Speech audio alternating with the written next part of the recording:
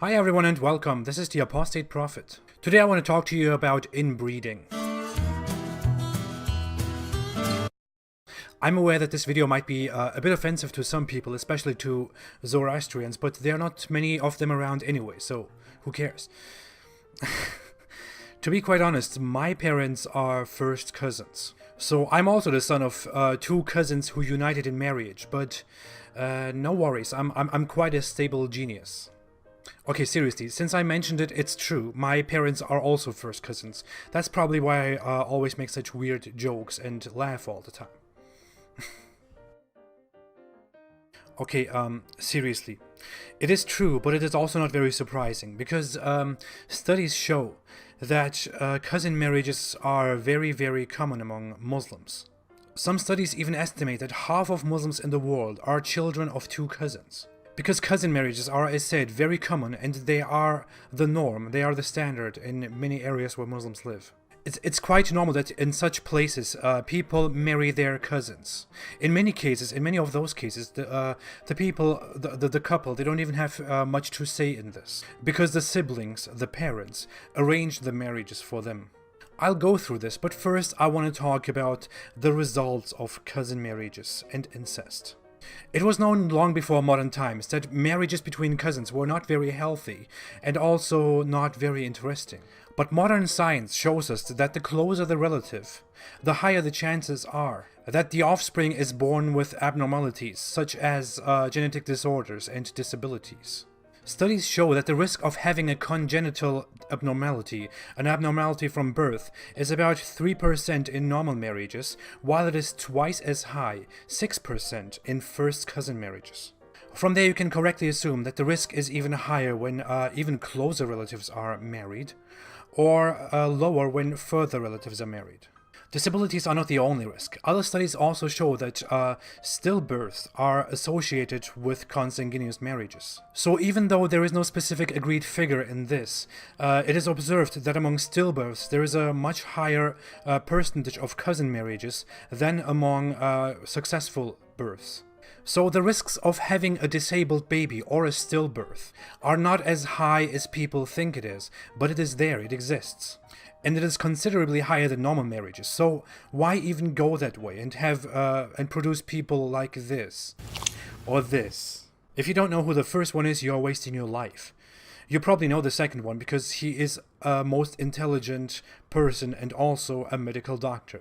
I'm sorry, I swear this is the last time I talk about him. But since I don't believe in anything, there's also not much I can swear on, so I'll probably do it again. I'm sorry your knowledge is so weak and I wouldn't like to continue. Let's talk about the prevalence of marriages between relatives. The history of such marriages is pretty old, but in many cultures it was always seen as something that is not preferred because it's not right. It was common among royals to practice consanguineous marriages, so that their wealth and legacy would stay within the family.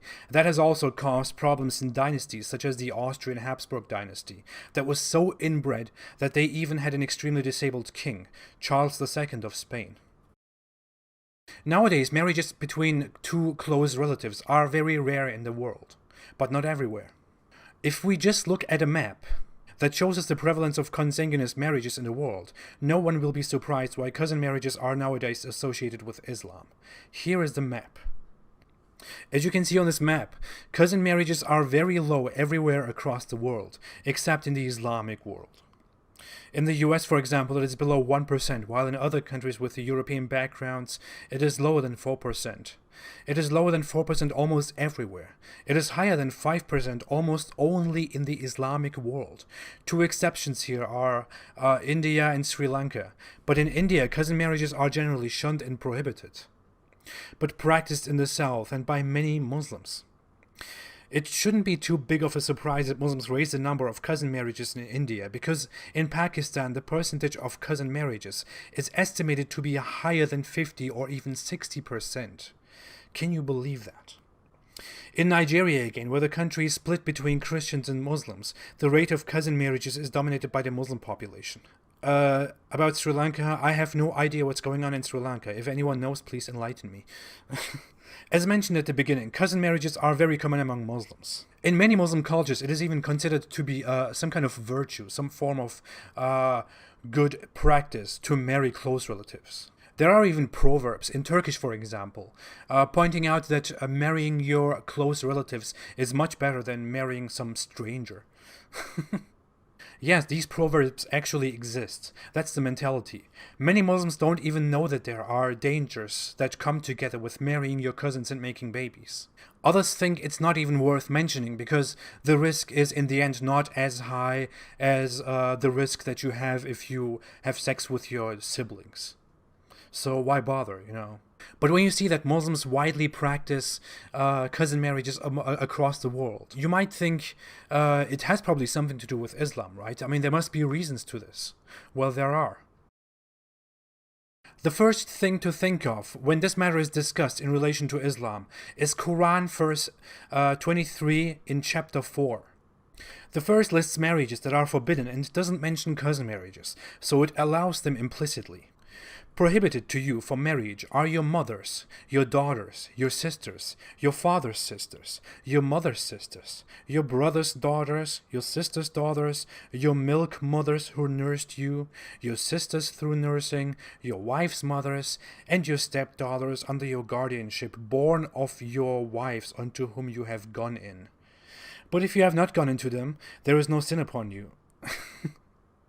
And also prohibited are the wives of your sons who are from your own loins, and that you take in marriage two sisters simultaneously, except for what has already occurred. Indeed, Allah is ever forgiving and merciful. Yeah, if you read this verse over and over, it becomes just weirder and weirder.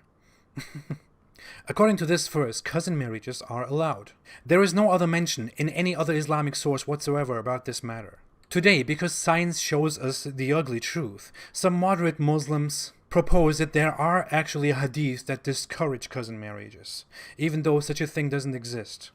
All of those hadiths that are brought up by moderate Muslims in order to challenge people about cousin marriage have no basis at all.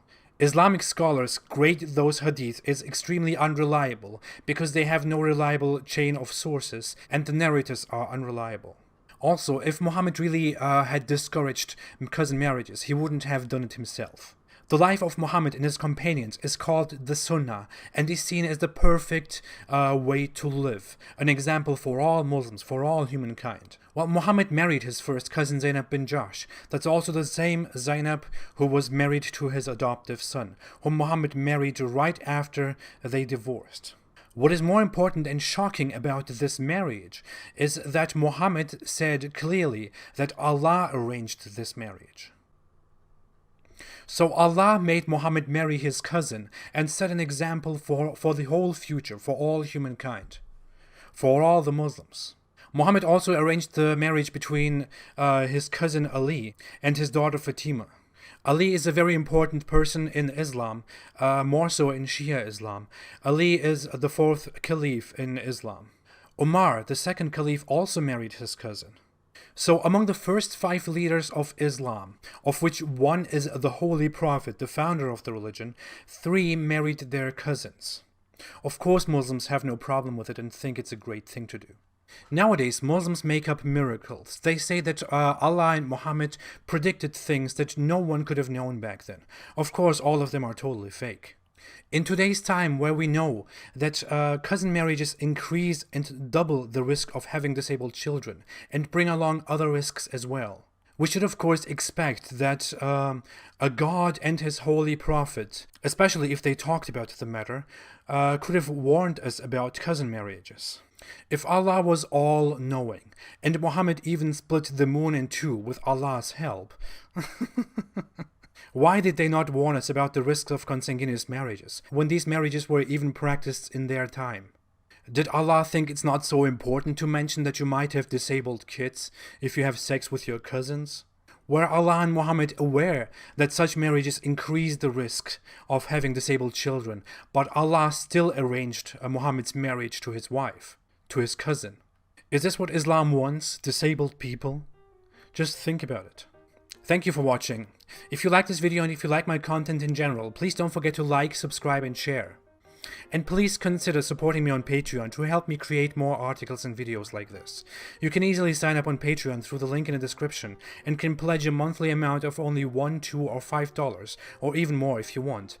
I would appreciate it so much, and it would help me to focus only on this. I would, with your help, make so much more of this.